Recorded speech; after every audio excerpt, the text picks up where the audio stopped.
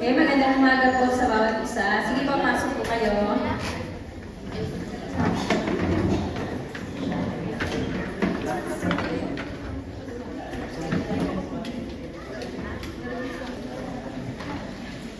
Okay, salamat po sa Panginoon sa araw po ito. Ang bawat isa po ba'y nagagala? Salamat po sa Lord na tayo nga po ay narito lang na may lakas, may buhay, maayos ang pakiramdam po natin ay napakalaki na pong biyaya na dapat na po natin ipagpasalamat sa Panginoon. At una nagpapasalamat po ako sa Diyos sa minsan pang paggamit niya sa buhay ko sa kabila ng mga kakulangan. Ang Diyos po'y nananatiling tapat sa bawat isa po sa atin. So sa umaga po ito, hinihiling ko po sa bawat isa minsan pag pumasok sa presensya ng pakikinig po ng salita ng Diyos. At hayaan po natin marinig po minsan pa natin ang tinig po ng Diyos ngayong umaga. Ang bawat isa po ba'y handa na? Nakatune in na po ba yung mga puso natin at espiritu sa gagawin po ng Diyos sa atin ngayon? Amen po? Amen. So salamat po sa Lord at salamat po sa Panginoon sa pagkakataon na binigay niya po sa atin. So kanina po ay binasa po ng scripture reader natin ang book po ng Nehemiah. Chapter 4, verses... Pag po kasi kayo nag-pray ng mensahe, lagi po kung dinadala ng Diyos sa Old Testament.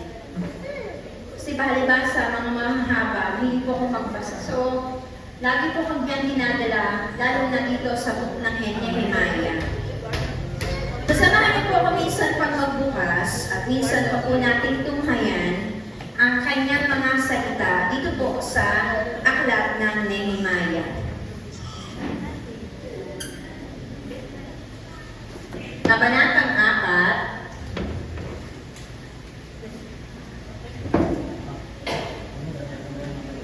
4, talatang 1 hanggang 23. Babasahin ko po muli para po dun sa mga na-late po dumating. Mga masamang balak laban kay Nehemiah.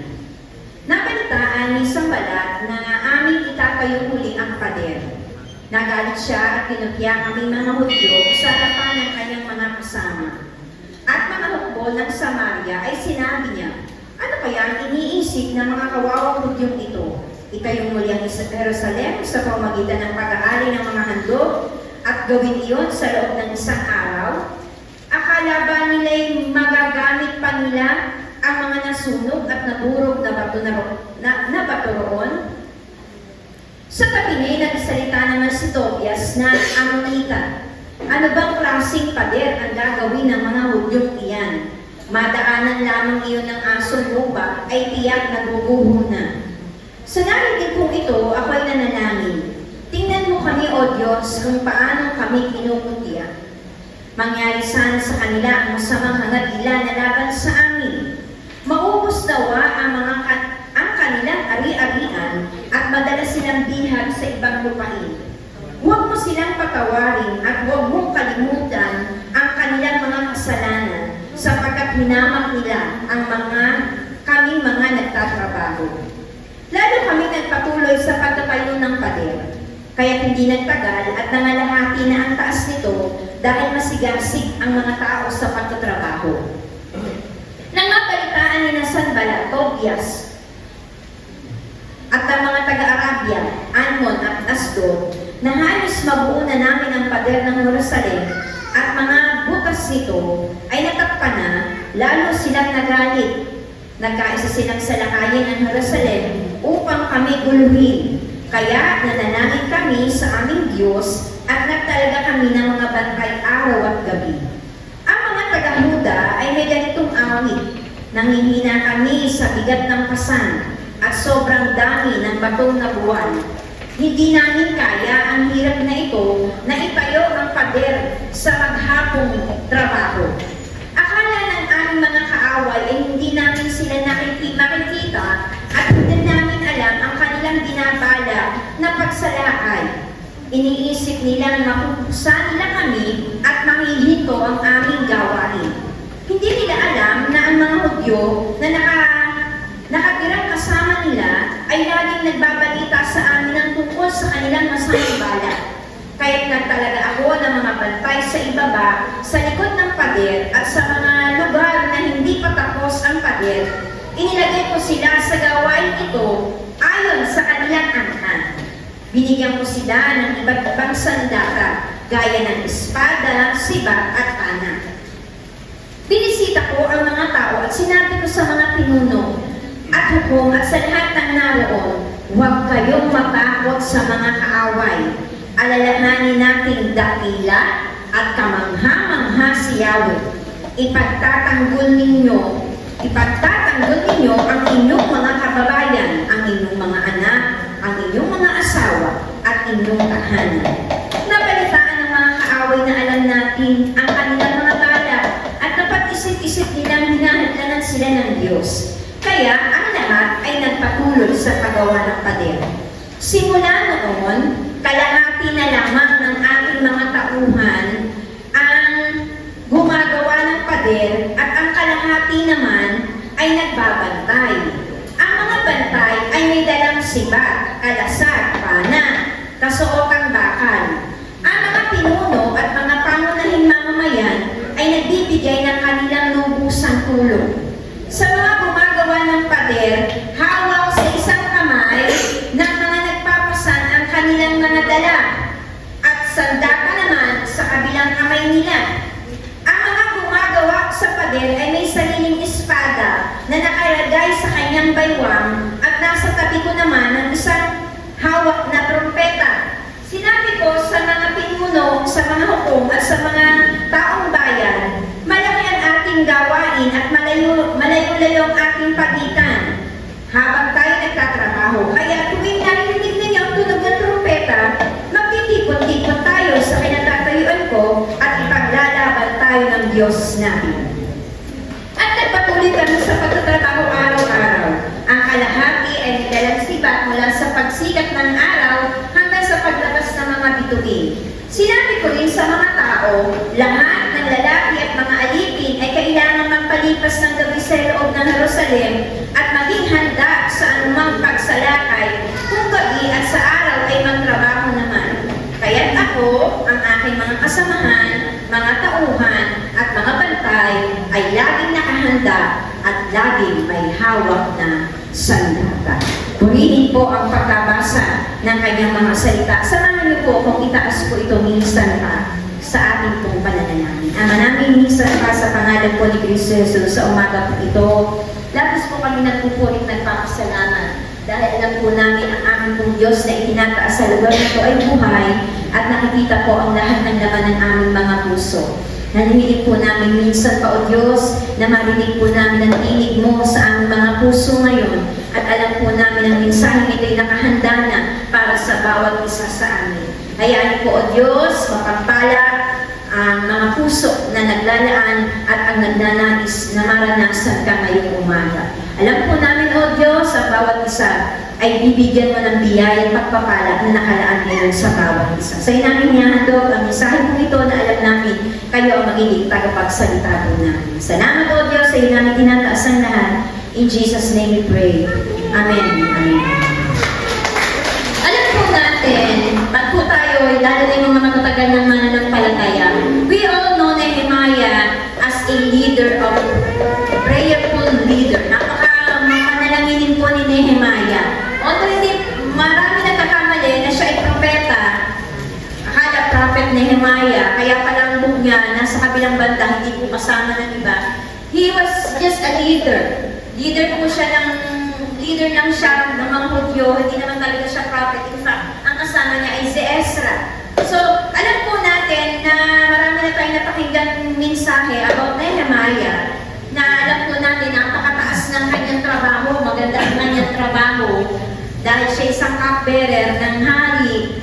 So, maganda po ang posisyon niya. Although naka-active sila, pero nabigyan siya ng pagkakataon na makapagtrabaho sa isang hari. So, napakaganda po ng kanyang trabaho. Pero dahil po masyado siyang nagmamalasakit sa kanyang bayan, sa iglesia, sa kanyang pinakabilangang iglesia, sa iglesia, sa kanyang Jerusalem, na kanyang pinalakihan, ay nababalitaan niya po na pumunta doon ng kanyang kapatid. Sabi, ganito ang kalagayan ng ating templo. kalagayan ng Jerusalem, wasak na wasak. Talagang aping-api, pinagtatawanan tayo ng mga tao. Ganito ang kalagayan. So bilang isang leader na talagang may pagtawag, pinili ng Diyos, hindi talaga niya napigilan siya'y mapaiyak at magdalamhati sa kalagayan po ng kanyang bayan. So, nanalangin siya agad-agad kasi nga kilala po talaga siyang napakamapanalangin. Lahat ay pinapanalangin nito. Pinakamagandang karakter ng isang leader. Talagang nananalangin, masipag manalangin. Kaya ito pong si Nehemiah, after niya marinig na ganito pala ang kalagayan ng Jerusalem, siya agad-agad nanalangin at dinamdam niya po ito hanggang sa malaman ng hari, binigyan siya ng pagkakataon. So, nakakitayo ang Jerusalem. Sa pagkatayo niya po, dahil binigyan siya ng pagkakataon ng hari, ay maraming sagahan, maraming naging hadlang. So, sa umaga po ito, isang bagay ang pwede po nating matutunan sa mga leader po ng Jerusalem na ito. Maraming bagay na tayo ay makapulot na aral pagdating sa kanila nung sila'y tinawag at pinili ng Diyos. So, isa sa mga mahalagang bagay po na pwede nating mapulot at matutunan bilang isang mga anak ng Diyos ay nakikita po natin sa kanila yung signs of spiritual wisdom. Ngayon pong umaga, ang topic po nating pag-aaralan ngayon is what are the signs that we have a wisdom, spiritual wisdom. Maraming karunungan, maraming mahuhusay, maraming mga dalubhasa, maraming magagaling. Pero isa sa mga bagay na nakikita po natin sa leader na to, hindi lang kay Nehemiah, lahat ng mga namuno, naging part ng pagtatayo muli ng Jerusalem, they have a signs that they have a spiritual wisdom. So, paano natin malalaman na tayong mga naririto ngayon ay meron ding karunungang spiritual na tulad na makikita po natin sa mga leader na nagtayo muli ng templo. Ito po kasi na ng itsura ng templo ng nawasak ka ng mga labanan. O ako kung nakuha po ni Calvin. So this is the picture.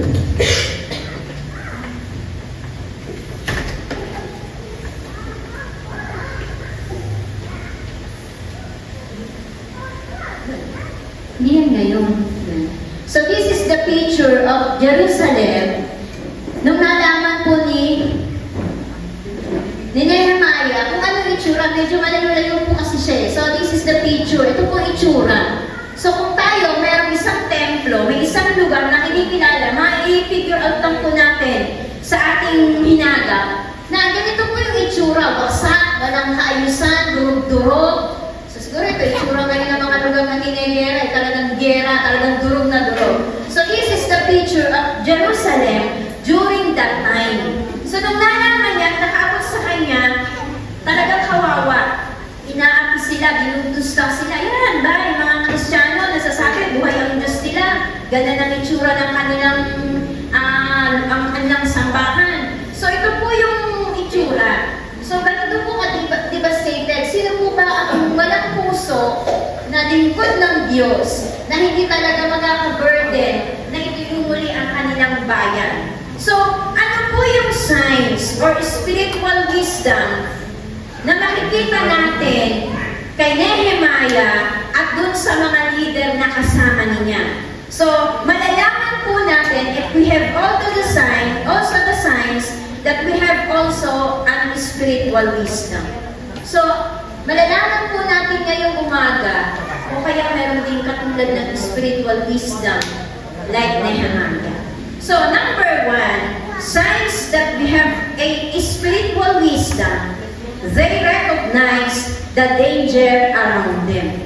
So, doon po sa scripture na binasa natin, one of the signs na tayo talaga ay meron tayong spiritual wisdom na nanggagaling sa Panginoon, yung aware tayo na meron danger na pwede tayong manghina, gawa ito ng kaaway, sinusubok tayo ng door, o kaya gawa lang ito ng diablo, kaya tayo nanghihina. They are aware na yung nangyayari sa buhay nila is nire-recognize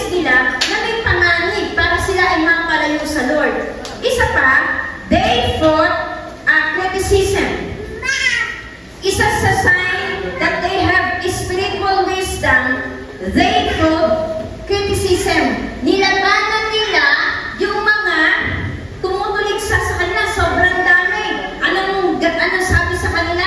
Anong bang klaseng itatayo nilang templo na yan? Ano ba itatayo nilang pader na yan? Dumaan lang daw ang aso, giba na. May tatayo pa ba nila ang dinurog na? Hindi na. So maraming kumukutya sa kanila. Marami sa kanilang nag-criticize. Paano nila magagawa yun? Iwasak na nga. So, one of the signs that we have spiritual wisdom, they fought criticism from verse 13. Ano kung sabi sa verse 13? Kaya't nagtalaga ako ng mga bantay sa ibaba at sa likod ng pader at sa mga lugar na hindi pa tapos na pader at inilagay ko sila sa gawain ito ayon sa kanilang angkan. Binigyan ko sila ng iba't ibang sandata gaya ng espada, sibat at pana. So, malalaman po natin na tayo ay merong spiritual wisdom sa atin bilang mga mananampalataya. This is what experience of those who determine to do something for God. Minsan po, nagtataka tayo kung minsan pag tayo ay nagdi-decide ng sumunod sa Diyos. Minsan po kailan tayo nag-decide ng gumawa para sa Panginoon, mag-serve sa Diyos, doon pa nagkakaroon ng mga sunod-sunod na problema, sunod-sunod na kawalan, sunod-sunod na pagkakasakit, o kaya doon pa natin nararanasan yan, simba ka pa ng simba, ayan, simula na ng-born again ka, yan ang naranasan mo, o kaya na natin na minsan na-experience na, ayan, nag-iba-iba ka pa ng sinasamahan, ayan tuloy ang nararanasan mo. So, hindi natin maiiwasan na makakarinig po tayo ng mga ganitong criticism. And yung mga kasama ni Nehemiah, sobra pa yung naranasan nila na pang-aalipusta. So, hindi pa sila nasiyahan sa mga sinasabi. So, there is someone who will criticize us. Meron talagang mag-criticize sa atin. Pero bilang isang anak ng Diyos na meron tayong karunungang espiritual sa Kanya, ano po ang dapat nating ginagawa para malaman natin na tayo ay merong karunungan mula sa Kanya? Anong ginawa nila? Nagpatuloy lang. Nagpatuloy lang sa pagpapatupad ng anong nais ng Diyos. So, it's minsan, even our family will criticize us. Own family. It's either our family, our relatives, friends, neighbors, or even our fellow Christians. Yun ang pinakamasakit. Yung ating mga kapwa mananampalataya ang nagkikriticize sa atin. So, sila yung mga nagpapadong sa atin. So, but having a spiritual wisdom from God, hindi mo papayagan na sila o siya ang makapigil sa'yo sa pinapagawa ng Diyos sa buhay mo. Kung ang Diyos ang tumawag sa'yo like Nehemiah and all the leaders, alam mo, pinili ka ng Diyos na gawin yun, ipagpapatuloy mo yung ginagawa mo sa Diyos. Bakit? Hindi sila ang tumawag sa'yo, kundi ang Diyos na buhay para gawin mo ang pinapagawa ng Diyos. So, nagpatuloy sila. Any fool can criticize and complain, and most of them do. Wala namang ibang gawin yung mga nag-criticize, kundi ang alam lang nila mag-criticize. Diba? I remember when I was young, kasi kami, kung nakikita niyo po ang iglesia namin, nung nagpapasimula pa lang kami, wala kaming worship team, wala kaming music team, wala kaming lahat. Pero lahat nag-function. Ako naging worship leader ako noon, ang dami nag-criticize sa akin, boses ko. Kesyo parang iyarang pinupunit. O, ang dami talaga. Naalala ko pa yung nagagawa ko ng sermon na to. Naalala ko lahat ng mga negative feedback sa akin. Eh, walang tatayo. Sasabihin ko sana, kung gusto nyo po, kayo yung mag-worship meeting kung maganda yung boses nyo. Kasi napapamitan ko pala kayo sa boses ko. So, minsan, yung nag-criticize, yun yung mga hindi gumagawa. Yung gumagawa, yun yung kani-criticize nila. So, even the church. So, being we have a spiritual wisdom, kung nasa iyo ang totoo at karunungan ng Diyos, i-criticize ka man nila, magpapatuloy ay para sa kalwalatian ng Diyos. Walang makakapigil sa'yo. Kasi kung sila Nehemiah, from the start, nagpagapi, nagpapigil, sa criticize ng mga kalaban nila, hindi na tayo muli ang templo. Hindi na tayo muli ang pader ng Jerusalem. Bakit? Kasi naitayo muli yun dahil meron silang karunungan mula sa Diyos. Na anuman ang gagawin nila, lahat ng yun ay para sa Diyos. Ano pong sabi ng Matthew 5:10? Pinagpapala ang mga inuusig. So we're blessed. Sino po dito yung inuusig? Yan, born again ka pa, nangayayag ka na tuloy. Ayan, born again ka pa, puro utang ka, nagkakasakit ka. Pero napakapalad po natin sa atin ng Matthew chapter 5, verse 10. Pinagpapala ang mga inuusig ng dahil sa kanilang pagsunod sa kalooban ng Diyos sapagkat kabilang sila sa kaharian ng langit. We're blessed. We're blessed. Amen po ba? Despite na tayo nahihirapan, despite na tayo ay inuusig, despite na may mga kabigatan, we're blessed. Dahil blessing na alam mong ikaw ay kabilang sa kaharian ng Diyos. Yung pagsusumikap po natin. And next, they fought conspiracy. Dami nag anib-anib eh. Ang dami nagsanib puwersa. Ang dami nagkampi-kampi para labanan sila ni Nehemiah. Sabi na ko, may kakayungan naman ang muo. Tagumpay kasi yan sa mga Hudyo. Pag nakita yan eh. Tagumpay yan sa mga Kristiyano.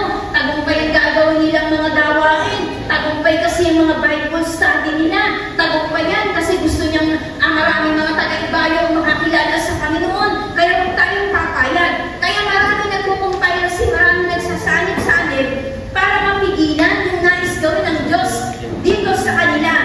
Their enemies plotted and planned as they might be above their death. So lahat ng kalaban nila, lahat ng ayaw sa ginagawa nila, nag-isip sila ng paraan para hindi makuloy yung mga ginagawa nila na Nehemiah. When we experience this, maraming isa tayo nakakaranas na in our ministry, sa panlilingkuran, kahit po sa bayan, kahit po saan, in our way of serving, kahit po saan pagsaserve, sa church, sa bayan, o saan man, even in our family, huwag po tayong magtaka kung bakit ito yung ating nararanasan. Minsan, we experience this. Sometimes we experience this, and most of the time, ito yung nagiging dahilan para tayo ay manghina. Piling natin, tayo pinagkakampihan.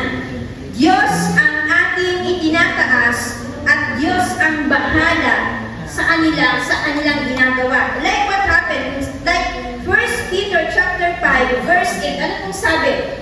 Maging handa kayo at magbantay. Ang dyablo, ang kaaway ninyo ay parang liyong umuungal at aali-aligid na naghahanap ng malalapa. Labanan ninyo siya at magpakatatag kayo sa inyong pananampalataya. So, be alert and sober-minded. Your enemy, the devil, throws around like roaring lion, looking for someone to devour.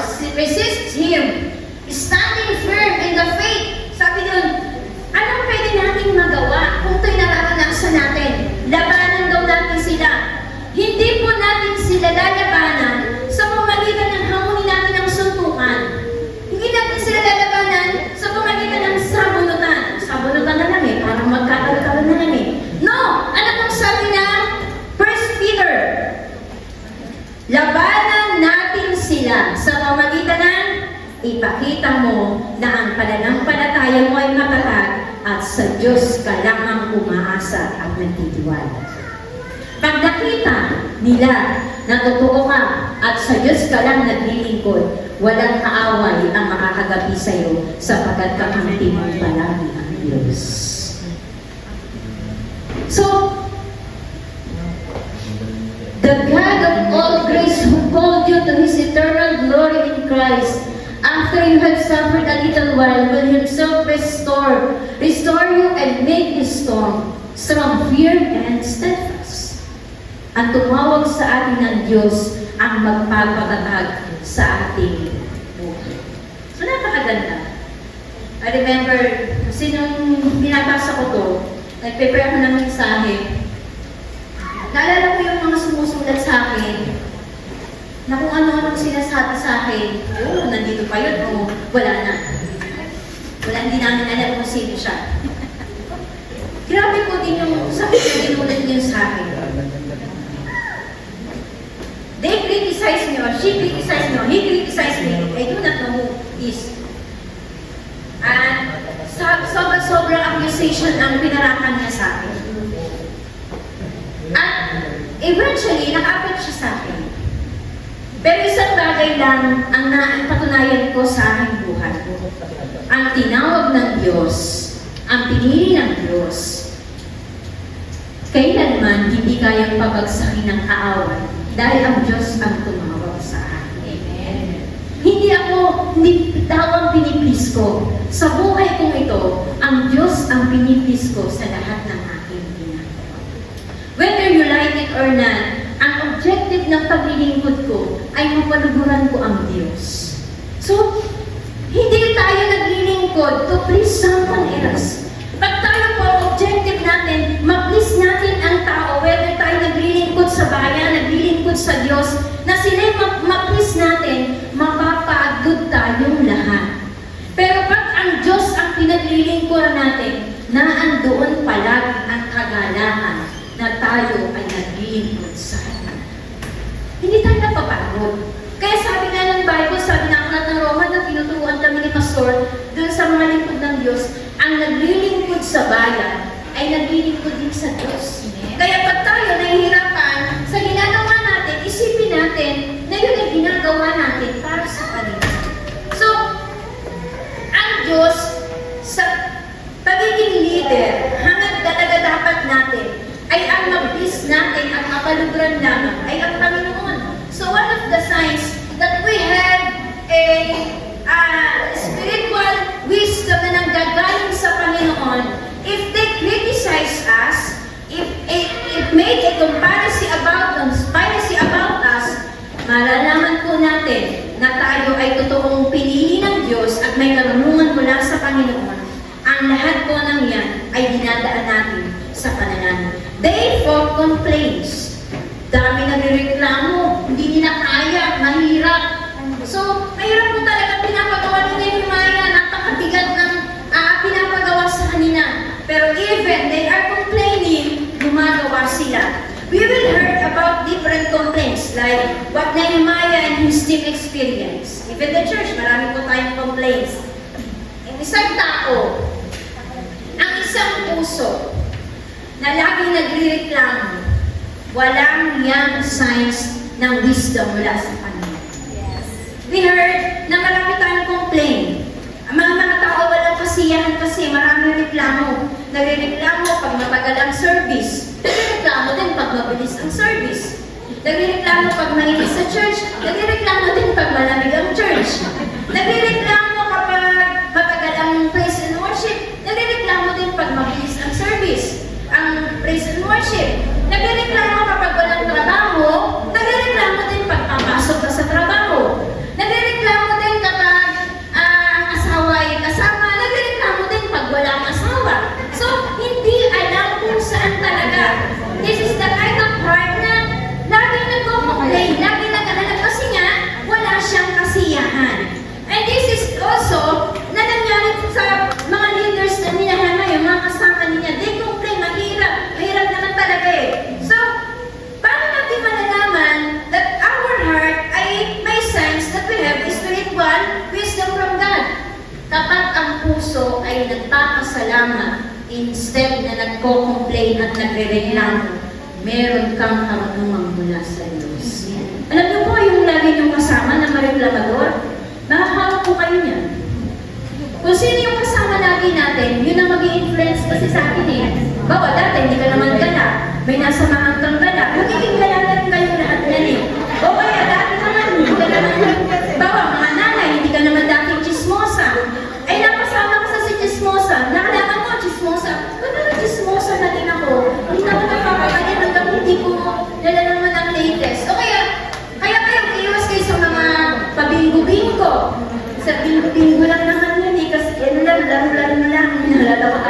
huli si Nanay Monching nagbibingo. Ngayon, sabihin, hindi.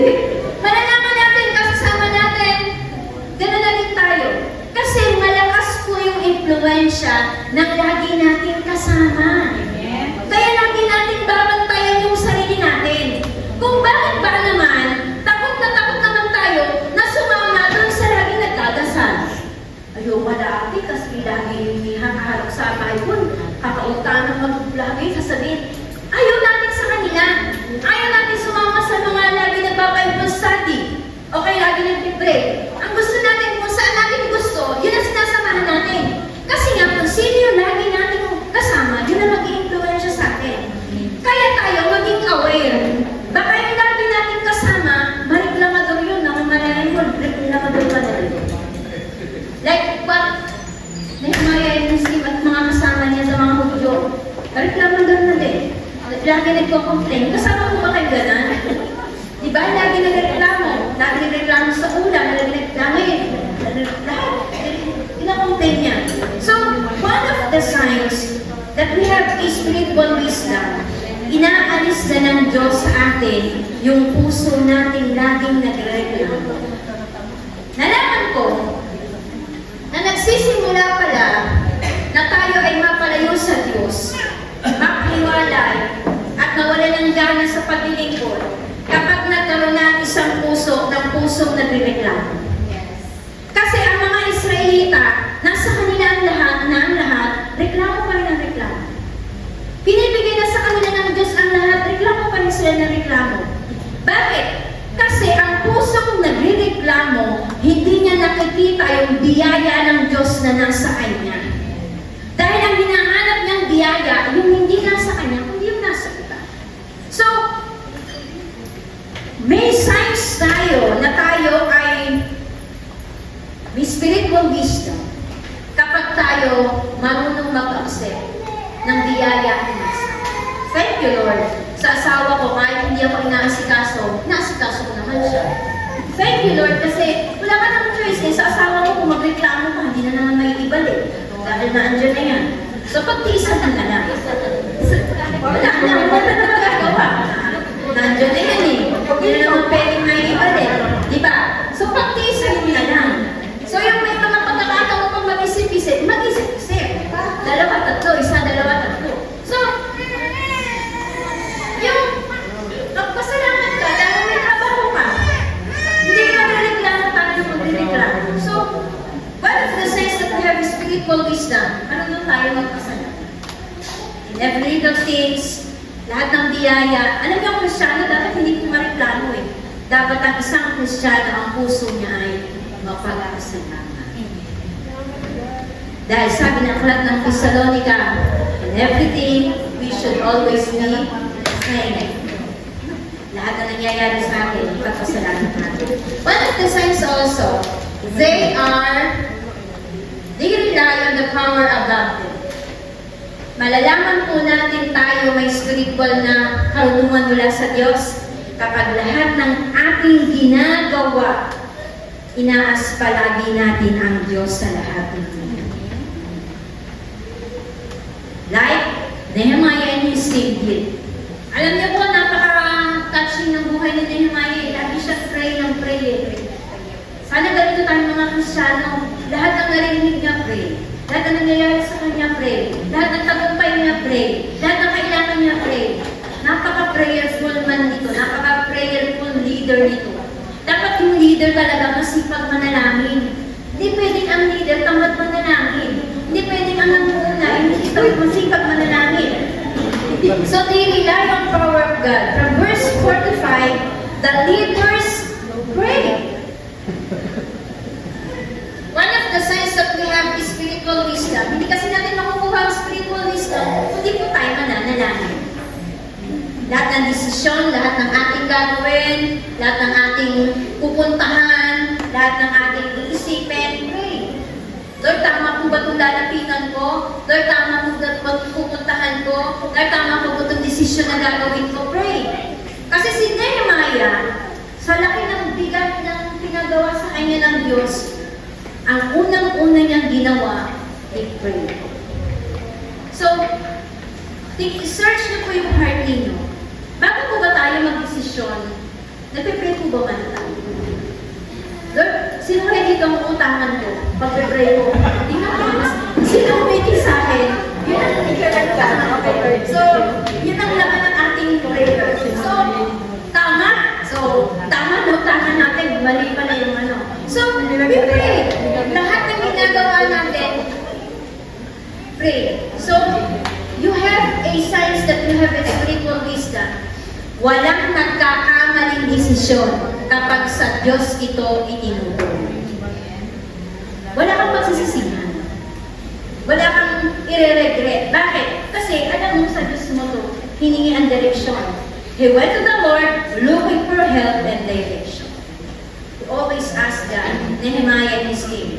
Next, the laborers pray. Lahat po tayo. Kung ang leader nananalangin, ang leader mapanalangin, ang iglesia mapanalangin din. Kasi yung mga kasama ni Nehemiah, nananalangin din. Hindi lang siya. Lahat sila nananalangin. Alam niyo po, napaka-touching ng scene na yung isang kamay nila may hawak na pangpalitada. Kasi pader eh. Nagkakaano ng simento. Yung isang kamay nila, nagtatayo ng pader, nagpapatas ng mga simento, nagpapatas ng mga hollow block.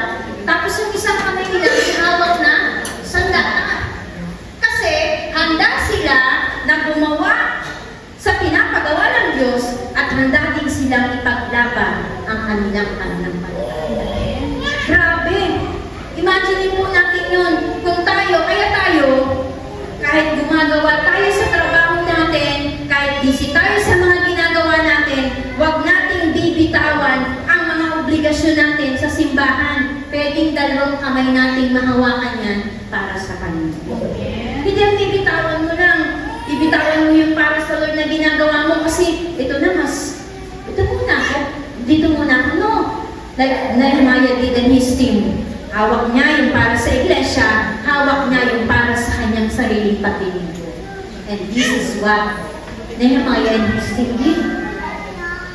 Na signs ng tayo may karunungan mula sa Diyos, kaya natin maglingkod ng sabay na naglilingkod sa Diyos, naglilingkod sa pamilya, naglilingkod sa pamayanan, naglilingkod sa lahat, dahil ang lahat ng ginagawa natin ay paglilingkod sa Diyos.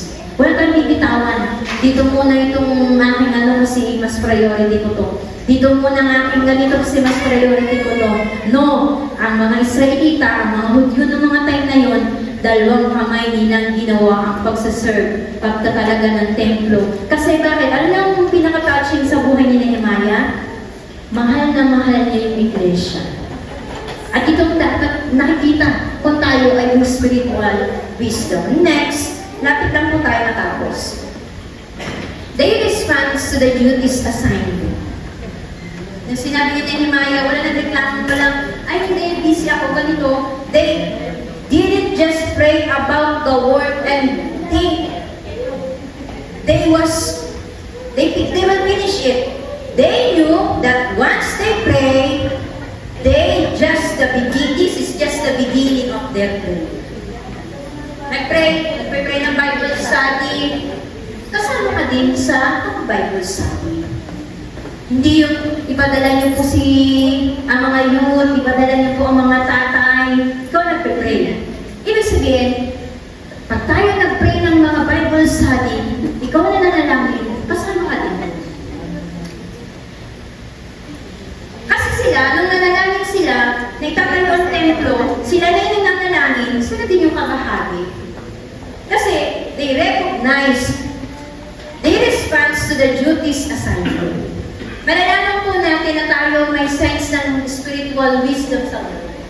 Pag tayo tinalaga ng Diyos, sinusunod natin yung kanyang inassign ng Lord. O tagalinis ka ng CR ng church, tagalinis ka ng CR ng church. Maganda kang ginagawa ang lahat ng Lord. Anong napakagaling na yung mga apo, mga asawa, mga biyanan, mga manugang, pinagtipon-tipon niyang lahat. Lahat magkakabahagi. Walang naiwan sa bahay. Lahat tulong-tulong, napakaganda. Kung ganito lang po talaga tayong lahat, tulong-tulong, sama-sama, magkakasama, magkakaisa, walang hindi po magagawa ang iglesia natin. Kung sama-sama po talaga tayo. Kasi ultimo ako, tingnan niyo po yung ibang mga relihiyon, ang dilingkit sinasama sa paghayo. Yung mga musmus pa lang, nakikita na natin, akay-akay. May magagawa, wala pa naman sila kung kaisipan po natin, wala pa sila magagawa, hindi pa sila nagiging bahagi. Pero humahanga tayo sa kanila. Yun yung nakikreate sa ating mga puso. So kung tayo lang dito po sa iglesia, kahit bata, kahit matanda, lahat sama-sama po tayo, ganito din po ang nangyayari sa atin. Makakapagtayo tayo ng isang iglesia dito sa itinagsanhan na isang Diyos lang ang itinataas. So ito lang sana, magkaroon tayo ng spiritual wisdom. Yung assignment natin, yung naka-assign sa'yo, huwag mong kakalimutan na gawin. Huwag mong ini-neglect yung assign kasi malalaman natin we have a spiritual wisdom kapag yung commitment natin sa Lord, yung itinalaga natin sa Diyos, ginagawa natin ng may kagalangan ng kasiyahan. Kahit nahihirapan po tayo, even sa music team, nahihirapan po sila, pero pinipilit po nila. Ang mga nanay, ang mga tatay, ang bawat isa po sa atin, lahat ng yan ginagawa po natin para sa Panginoon. They were united in process of the united po kasi sila. So, malalaman natin na tayo ay spiritual, we have spiritual wisdom. Kapag yung kaisipan natin is to unite, hindi mag-oppose. Huwag yan, yan. Huwag yan, hindi maganda. So, malalaman natin spiritually minded tayo kapag ang gusto lagi natin pagkakaisa. Yung progress at tinitingnan natin, yung process. So, like, pag wala tayo narinig na, wag yan, hindi yan maganda, Nehemiah. Wag na natin lagyan yan. Kasi nagtalaga din siya ng mga pintuan eh. Kung babasahin po natin yung buong Nehemiah eh.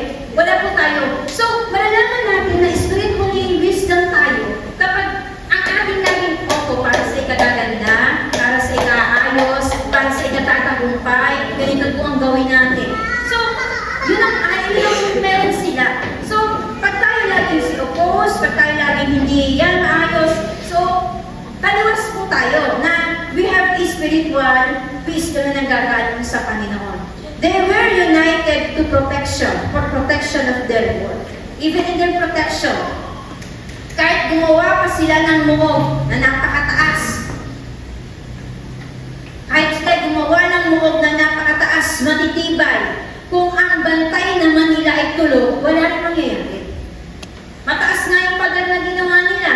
Ang bantay naman nila ay tulog. Wala kung hindi ginagawa, hindi nananalangin, napapasok pa rin ang kaaway. So, ang pinaka-isa ay mananalangin. The Great Wall of China. Sino hindi po nakakakilala sa Great Wall of China? Kung nasa buwan ka, makikita mo pa din ang taas ng wall nila eh. Alam niyo po bang 3 beses silang napasok ng kaaway? Bakit? Sa taas po ng pagkakas ng Great Wall of China, 3 beses sila napasok ng kaaway. Bakit? Kasi nasusuhulan nila ng bantay. Pag nasuhulan ng kaaway yung bantay, napapasok ng kaaway. Kaya tayo, kahit tayo gaano man kabisi, dapat yung protection ng panalangin sa atin, huwag natin kakalimutan. Bakit? Kasi po, pag tayo tamad manalangin, mas madalas talunan tayo. Napapasok, nababribe din ang kaaway. Huwag ka naman manalangin, antok na antok ka na naman eh. Huwag ka naman manalangin, pagod na pagod ka naman eh. Huwag ka naman manalangin, masama lang ng pakiramdam mo eh. Kaya lalo tayo natatalo. Dapat ang kauna-unahang iniisip na totoong tayo may karunungan sa Diyos. Kahit pagod ka, kahit nahihirapan ka, kahit nagugutom ka, kahit masama ang pakiramdam mo, ang nais mo ay proteksyon mula sa Diyos sa pamagitan ng pananalangin. Ito yung life natin sa ilang mananampalataya. They were united in progress. So yung tagumpay, nakamit nila. Because they are united. It was completed despite they work with different. Kahit iba-iba sila, layo-layo sila. Kahit magkakalayo sila, alam ni Nehemiah, gumagawa yung mga kasama niya. Kahit medyo malawak yung ginagawa nila. They were united in the progress of the work. Pinakamasarap na pakaramdam. United. Walang nakakatalo sa pagkatagumpay kung tayo ay nagkakaisa.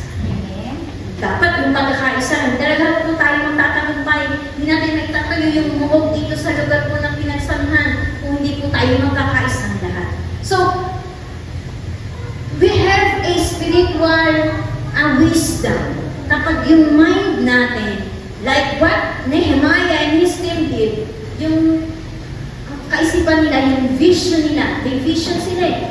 Kung tayo sa puso natin, meron tayong same vision na madala sa Panginoon ang lahat ng kapitbahay natin, kaibigan, kamag-anak. Nasa puso natin yan, isa lang yan. Isang araw, tatagumpay po tayo lahat. Why? Kasi yung vision natin, iisa lang. And last, they remember the determination about them. We have a signs also that we have spiritual wisdom from the Lord. Yung determination nila, yung determination mo na nakapaglingkod sa Panginoon despite ng lahat ng nararanasan, they will fight for their faith. Ang unang-unang pinaglalaban ko nila Nehemiah, hindi lang yung matatag yung kadere. Ang iniingatan po talaga ni Nehemiah ay yung pananampalataya ng mga Hudyo, ng mga Taino. Yung dignity ng kanilang church, yung dignity ng kanilang Diyos, iniingatan talaga nila. Kaya pinilit niya talagang makayupe. Kahit na maraming tumutuligsa sa kanya. They were fighting for their faith. Kaya matatalino, may karunungan mula sa Diyos yung talagang pinaglalaban yung pananampalataya nila. Hanga-hanga talaga ako sa mga asawa na talagang pinaglalaban nila ang kanilang pananampalataya. You have a spiritual wisdom from the Lord. Kaya nyo ipaglaban yung pananampalataya na yun. Kaya nyo ipaglaban yung time ninyo. Kaya nyo ipaglaban yung kanyang paglilingkod sa Panginoon. So, they were fight for their faith. Also, they were fighting for their families. Lahat ng ginagawa nila po yun ay para sa kanilang pamilya. Sa mga anak nila, sa pagsamba nilang gagawin. Kasi hindi sila makapagsamba kung gano'n ang loob nila eh. Kung gano'n ang kanilang templo, kung gano'n ang pader ng Jerusalem eh. So, talagang ang objective ni Nehemiah ay parang nagkaroon ng dignity yung kanilang pananampalataya. And last, they were fighting for their future. Tayo po kaya tayo naglilingkod, napapagal sa paglilingkod kasi may susunod po sa ating henerasyon. Mahalaga po sila eh. Kasi sila yung susunod eh. Kailangan ma-intact po natin sa kanilang klase ng pananampalataya na meron tayo. And like what Nehemiah and his team did, kung wala sila, nasan po tayo ngayon? Kung hindi nila pinaglaban yun, nasan po tayo? So, they were fighting for their future. Yung susunod na henerasyon nila. So, sa umaga po ito, marami po tayo matututunang karunungan mula sa team ni Nehemiah. At ang dalangin po natin sa Lord na ang karunungan, spiritual wisdom na mula sa Panginoon ay maranasan po natin. Sa buhay po natin, sa pananampalataya po natin, ano man ang plano natin, ang pinakamahalaga para po tayo ay magtagumpay, ay lagi nating sangguniin ang karunungan ng Diyos sa lahat ng ating ginagawa. Like what Nehemiah did, kauna-unahan niyang ginawa para makamtan niya yung spiritual wisdom mula sa Panginoon. He always seek God. Kung anong desisyon niya, kung ano ang gagawin niya, kaya ang karunungan ng Diyos ay laging nararanasan. Hindi lang niya, lalo na yung mga kasama niya, yung mga kapwa niya leader, yung mga kapwa niya kasama, they prayed, they united. So, sa umaga po ito, hayaan po natin na minsan pa natin karanasan ang karunungan mula sa Diyos. Yung karunungan na hayaan natin na patuloy natin nakatanggap na tayo pinili ng Diyos, sinawag po tayo ng Panginoon to unite us at maranasan po palagi natin kung ano yung ginawa at ito na po yung Jerusalem in the time of Nehemiah. Kung kanina po sobrang devastated, kung kanina po masyadong buko, kung kanina masyadong durog, after Nehemiah and his team, his leaders, ito po yung naging outcome ng kanilang pagtatayo ng sama-sama. This is the result of their unity. This is the result of their prayer. And this is the result of God, how He works in this place. So, kung nais po natin makita din, kung naroon po tayong desire and vision para sa church natin, na marami pang mga nanay, marami pang mga tatay, marami pang mga kabataan, marami pang mga kaluluwa, marami pang mga taga-rito ang makakilala sa Diyos. Kung meron tayong vision na katulad ni Nehemiah, isang araw, makikita din po natin ang isang tagumpay na nanggagaling sa Diyos pag nakita niya ang mga puso natin humihingi ng karunungan mula sa Kanya. Hindi natin kaya, sabi nga ni Zechariah, not in our might, nor in our power, pero sa kapangyarihan lang ng Diyos, tayong lahat umaasa. So, sa umaga po ito, ang tagumpay palagi ay nasa karunungan ng Diyos. Marami pong salamat po Diyos sa umagang ito. Alam mo po ang laman ng puso ng mga anak mo pong narito ngayon. Lahat po kami mapagmahal sa iyong iglesia o Diyos, katulad ni Nehemiah. Lahat kami nag-desire na tumulong, gumawa, maging bahagi o Diyos. Alam mo po ang lahat ng ito. Kaya ang tanging hiling po namin, Panginoon, like Nehemiah and his team did, Lord, hayaan yung lagi po namin makanta ng karunungan na nagmumula sa iyo. Yung spiritual wisdom na nais mong lagi po na maranasan po namin, O Diyos.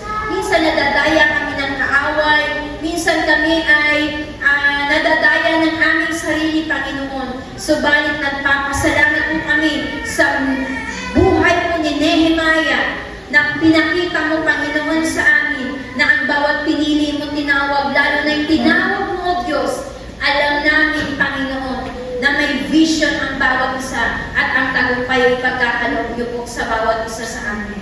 Lord, bigyan niyo po kami palagi ng karunungan ang gagaling sa iyo upang hindi kami mapahamak, magkamali at magsisi. Kundi kung sa iyo po kami aasa, lagi at hihingi ng tulong at gabay, alam po namin kung paano nagtagumpay si Nehemiah, yun din po ang gagawin ninyo sa aming mga buhay. I-bless niyo po ang mga puso namin ngayon, Panginoon, at patuloy ka nawa namin maranasan. Salamat po sa mensaheng ipinagkaloob mo sa bawat isa sa amin. Sa iyo, Diyos, ang papuri namin pasasalamat. In Jesus' name, Amen. Amen. God bless po.